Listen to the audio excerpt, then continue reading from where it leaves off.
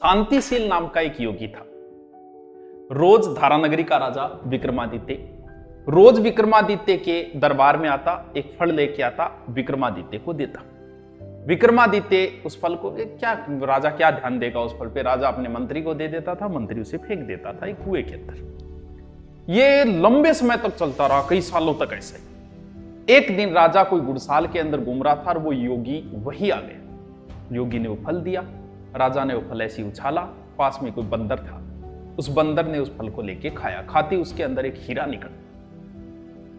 राजा को बड़ा अचंभा हुआ। राजा ने मंत्री को बुलाया कि वो बाकी फल कहाँ है। तो वो एक कुएं में डाल रखे थे, सड़ गल गए थे, लेकिन उसके अंदर भी हीरा चमक रहा था। हीरे को जब चेक करवाया गया तो हीरा तो बड़ा कीमती, बेशकीमती हीरा, एक एक राज्य की कीमत का एक एक हीरा। राजा बड़ा अचंभित हुआ कि योगी तो कोई सिद्ध पुरुष है। राजा शांतिशील नाम का था, योगी को बुलाया कि भाई क्या बात है, कोई स्वार्थ के लिए मुझे दे रहे थे या क्या है ये।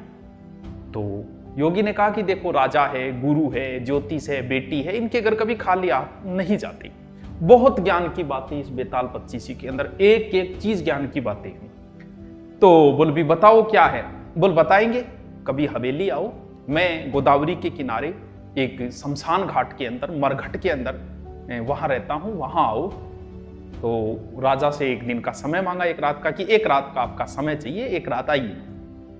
वीर था विक्रमादित्य, वीर विक्रमादित्य है वो। तो बोल ठीक है, आएंगे एक रात। राजा उस रात मरघट गया, शमशान भूमि। कौन राजा, कहां शमशान भूमि, वो भी रात को कौन जाता है। तो राजा शमशान भूमि में पहुंचा तो वो योगी तपस्या कर रहा था, पास में सारे नरमुंड पड़े थे और लाशें पड़ी थी चारों ओर, और बैठा था बीच के अंदर। बोला आ गए राजन? बोले हाँ आ गए। बताओ। वो राजन एक काम कर दो, बस मेरा वचन दो, काम कर दोगे पूर्ण। बताओ। यहां से दक्षिण दिशा की ओर और एक पेड़ है, उस पेड़ पे एक लाश टंगी हुई है, उल्टी टंगी है, एक मुर्दा टंगा है, उस मुर्दे को ले आओ तुम। ये काम किसी और से भी तो करवाया जा सकता है। बोल नहीं राजन, कोई इसे नहीं कर सकता, इसे तो कोई वीर बुद्धिजीवी और शास्त्रों का ज्ञाता व्यक्ति ही कर सकता है। राजा ने वचन दिया था।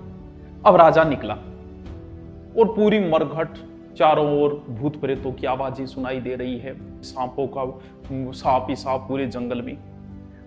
डर तो सबको लगता है, डर तो राजा को भी लग रहा है, लेकिन राजा तो वीर है। डर को साइड में रख के राजा और उस लाश तक पहुंच गया। उस पेड़ बताते हैं वहां लाशें ही लाशें थी, टंगी हुई थी। और राजा एक पेड़ पे लाश जो टंगी हुई है ऊपर चढ़ा और उस लाश को नीचे उतारा। नीचे उतारते ही वो लाश हंसने लगी।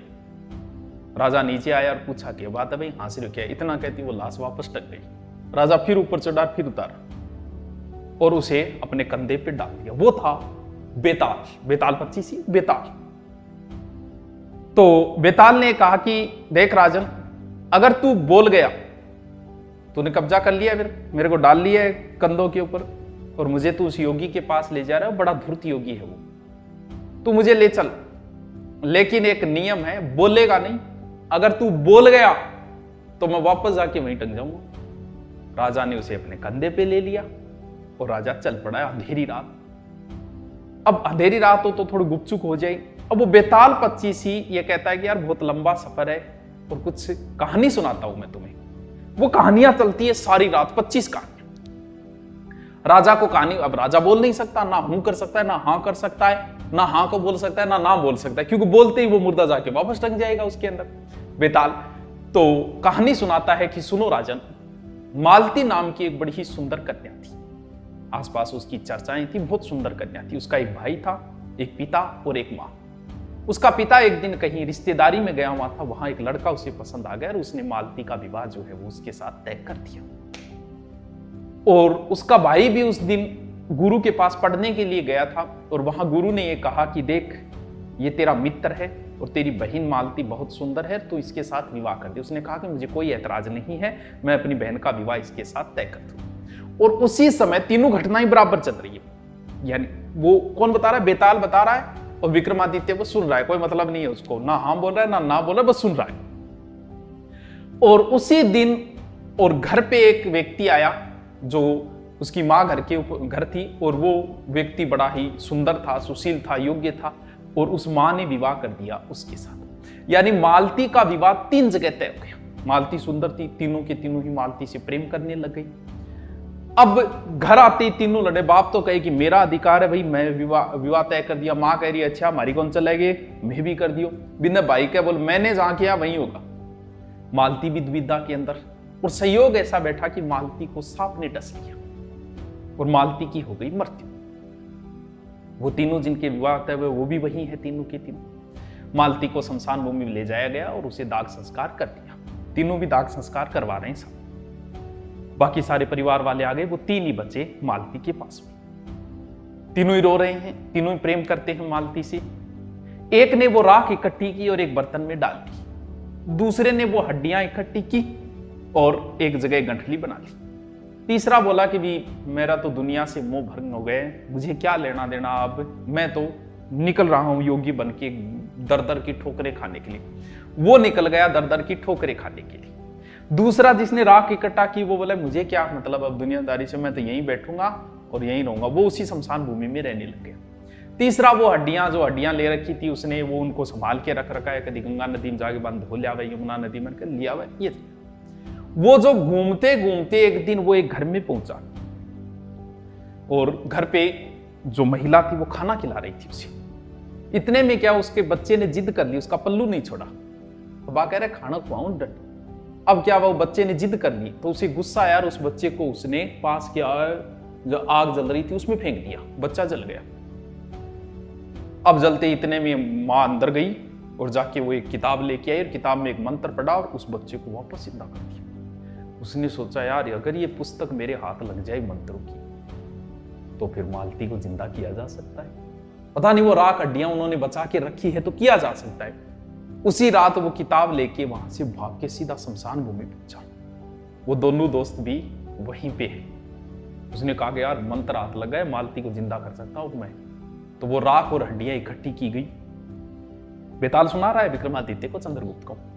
वो इकट्ठी की गई, उसने वो मंत्र बोला और मालती वापस जिंदा हो गई। मालती और भी सुंदर, वापस नया खिला फूल की तरह।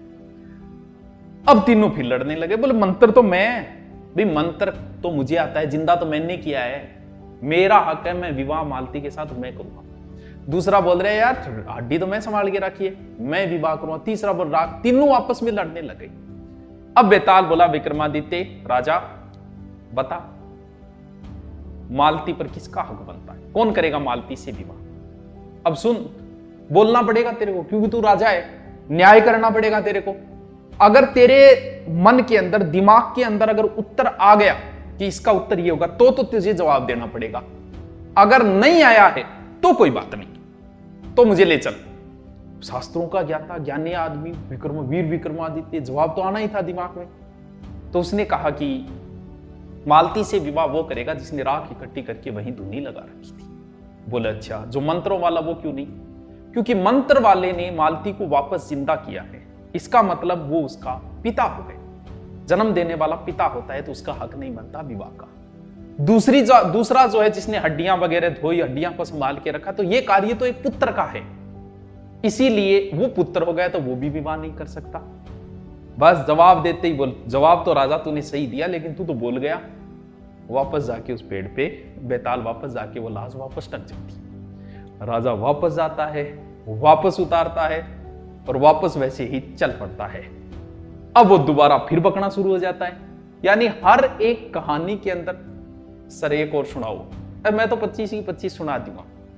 यानी हर कहानी, चलो एक और सुनो। हिरण्यदत्त की पुत्री थी जिसका नाम था मदन सेना। एक दिन वो बाग में गई हुई थी, वहां एक व्यक्ति ने उसे देखा। धर्मदत्त नाम का व्यक्ति था। नाम वगैरह आपको कोई मतलब बताया ऐसी कि याद रह जाए इसलिए बता रहा हूं ऐसी। उसे देखा और उससे प्रेम कर बैठा और उसने कहा कि मैं प्रेम करता हूं और मैं शादी करना चाहता हूं। उसने कहा कि तू प्रेम करता है, मेरी शादी तय हो चुकी, 5 दिन बाद तो मेरी शादी है। बोल नहीं तो मैं तो मर जाऊंगा। बोले ऐसा करो, मेरी शादी से पति के पास से पहले एक दिन मैं तुमसे मिलने जरूर आऊंगी, एक रात मिलने आऊंगी तुमसे। घर गई मदन सेना, विवाह हो गया। विवाह होने के बाद उसने कहा कि देखो, मैंने किसी से ये शर्त, ये वादा किया था कि मैं उससे एक दिन मिलने, एक रात मिलने जरूर आऊं। तो आप मुझे इजाजत दो। पति को, यार पति पहली रात पत्नी बोल रही है कि और के साथ मिलके आना है, लेकिन पति ने भी बोले कोई बात नहीं, वादा किया है तो तू जा। फिर पति भी पीछे पीछे हो लिया कि देखिए तो सही कहां जाती है। अब दुल्हन की ड्रेस में गहने वगैरह पहन रखे है, बीच में एक चोर मिल गया, चोर ने पकड़ लिया। उसने कहा कि ले भी गहना ले ले। बोल गहना? यार तुम्हें देख के गहना की इच्छा थोड़ी होती है किसी की, तुम कितनी सुंदर हो, मैं तो तुम्हें प्राप्त करूंगा। वो बोली देख मुझे अपने प्रेमी के पास मिलने के लिए जाना है, मैंने उससे वादा किया, मुझे छोड़ दे, आते समय देख लेना, मुझे अभी छोड़ दे। चोर ने भी छोड़ा, चलो ठीक है। चोर भी छुप के उसके पीछे हो लिया। वो पहुंची प्रेमी के पास, वहां इंतजार कर रहा था प्रेमी धर्मदत्त। और बोली उसने जाते का भी वाह, ड्रेस पहन के आई है, पति को कौन सी गोली खिला के आई है? बोल गोली नहीं, मैं तो बता के आई हूं। बता के आई? क्या बात है, कितना बड़ा त्यागी पति है, जा वापस चली जा। उसने भी कुछ ना, छोड़ दिया उसे। चोर रास्ते में वापस मिल गए, बीच में चोर का भी हृदय परिवर्तन हो गया यार, पति प्रेमी, यार क्या बात है। चोर ने भी बोला जा तुझे माफ किया, मैं प्रेम जरूर करता लेकिन तुझे भी माफ किया, जा। पति को भी पीछे था, पति आगे जाके बैठ गया, पत्नी आई, पति ने भी स्वीकार कर। अब वो बेताल बोलता है, बोल विक्रमादित्य, इन तीनों में सबसे बड़ा त्यागी कौन है? वो पति, वो चोर, या फिर वो प्रेमी? जवाब दे। अगर जवाब नहीं देगा तो मैं तुझे मार दूंगा, मृत्यु हो जाएगी तेरी। अगर दिमाग में जवाब आ गया, नहीं आ गया तो ले चल। अब विक्रमादित्य को जवाब देना पड़ेगा क्योंकि राजा है वो, राजा को न्याय करना पड़ेगा। तो राजा ये बोलता है कि इसमें सबसे बड़ा त्यागी जो है वो चोर है। पति इसलिए नहीं क्योंकि पति तो विवश है, पत्नी ने कह दिया किसी और से मिलने जाना है प्रेमी से, तो वो एक विवश हो गया, उसने विवशता में उसे छूट दी है। प्रेमी इसलिए त्यागी बड़ा नहीं है क्योंकि प्रेमी को एक डर था, क्योंकि वो किसी और की पत्नी बन चुकी है, हो सकता है वो केस कर दें, राजा से दंड दिलवा दे। लेकिन चोर की कौन सी मजबूरी थी? तो सबसे बड़ा त्याग यहां चोर का। बोलो वाह राजन, जवाब तो तूने सही दिया लेकिन तू बोल गया, वापस जाके वो टक जाता है उसी पेड़ के ऊपर। ऐसे करते करते 24 कहानियां चलती है, हर एक कहानी में ज्ञान की बातें हैं। सर राजा कहां अटक गया? अरे मैं तो बता दूं, लास्ट कहानी में अटकता है, 24वीं कहानी में राजा अटक जाता है। और तब वो मुर्दे को, अटकने का मतलब लास्ट कहानी में वो ये कहता है कि एक राजा है, उसका राज्य छिन गया, उसकी एक रानी है, एक पुत्री है, वो उन तीनों को लेके एक जंगल, लास्ट कहानी है जहां पर राजा अटक जाएगा, तीनों को लेके वो जंगल में चला जाता है। वापस उसको पेड़ से उतारा और वापस 24वीं कहानी एक ही रात में चलती है, 25 कहानियां बेताल 25 ही के अंदर। तो राजा के ऊपर किसी ने अटैक किया अचानक से जंगल के अंदर, आदिवासी लोगों ने, तो राजा मारा गया। वो उसकी पत्नी और पुत्री दोनों छुप गए थे। जैसे बाहर आए राजा मरा वहां, तो वो बड़ी दुखी हुई, रोते रोते वो आगे की ओर चल पड़ी। उसी समय चंड सिंह यानी सीधा माना, उसी समय एक साहूकार और उसका बेटा जंगल के अंदर शिकार करने के लिए जाते, वहां पर वो देखते हैं कि 2 महिलाओं के पैरों के निशान। तो पुत्र ने कहा साहब पिता से इसकी, पापा जंगल में ही मंगल, इसमें एक पैर छोटे एक बड़े, इसका मतलब छोटे पैर वाली छोटी है, बड़े पैर वाली बड़ी है। ऐसा करते हैं कि ये अगर हमें मिली तो पापा जी एक मैं ब्याह करूंगा और एक पापा जी फेंक लूंगा। बोल ठीक है बेटा कर लिया। थोड़ी देर बाद वो जंगल के किनारे मिल गई, उन्होंने सच्चाई बताई, लेकिन वो घर लेके, लेकिन संयोग ऐसा था कि मां के पैर छोटे थे, बेटी के बड़े थे, लेकिन शर्त वो पहले हो चुकी थी, यानी साहूकार ने तो विवाह कर लिया पुत्री से, कहानी बता रहा है बेताल, और बेटे ने विवाह कर लिया मां से यानी रानी से, यानी मां की सास हो गई पुत्री, मां बेटे सास हो गए। अब वो ये कहता है कि इनके कई संतानें हुई, मुझे तो ये बताओ कि इन संतानों के आपस में क्या रिलेशन है। अब राजा अटक गया, राजा ने बहुत सोच विचार किया, अटक गया मतलब उसके पास कोई जवाब नहीं है, जवाब नहीं है तो वो ले जा सकता है। तब उसने बेताल ने कहा कि देख तू मुझे उस योगी के पास ले जा रहा है, वो बड़ा धूर्त है, वो राजा बनना चाहता है, चक्रवर्ती सम्राट बनना चाहता है। वो योगी जैसे ही तुम ले जाओगे इस लाश को, छोड़, लाश से बेताल निकल जाता है। फिर एक बात कहे कि जैसे ही लाश को तुम बाहर रखोगे वो तुम्हें उस लाश को प्रणाम करने को कहेगा, तुम प्रणाम मत करना और उसको किसी तरीके से उसे मार। जैसे ही राजा पहुंचा, योगी बोला कि मुझे विश्वास था कि तुम जैसा चक्रवर्ती वीर विक्रमादित्य ही ला सकता था इसको। तो लाश को रखा, उसने फूल वगैरह बरसाए, फिर बोले कि हे राजन इस लाश को प्रणाम करो। राजा को बात याद आ गई बेताल की। राजा बोला नहीं, मैं प्रणाम थोड़ी करूं, मुझे प्रणाम करना आता ही नहीं, पहले तुम करके दिखाओ। तो योगी ने जैसे ही प्रणाम किया, राजा ने उसकी हत्या कर दी। और उसी समय बेताल वापस आता है, बोलता है कि अगर तुम्हें मार देता तो ये चक्रवर्ती बन जाता, और तुमने मारा है और कोई वरदान मांगो। और वरदान तो ये 25 कहानियां जो सुनेगा उसके पाप दूर होंगे, ऐसा वरदान। तो कहते हैं कि जो 25 कहानियां सुनता है, मैंने 3 तो सुना दी आपको, बाकी आप सुन लेना, कहीं मिले पढ़ लेना। वैसे 25 ही 25 है, लेकिन लंबा अपने को क्या, अपने मुझे तो ये बताना था कि ये बेताल भट्ट जो है, वो बेताल 25 जिसने लिखी थी वो विक्रमादित्य के दरबार में।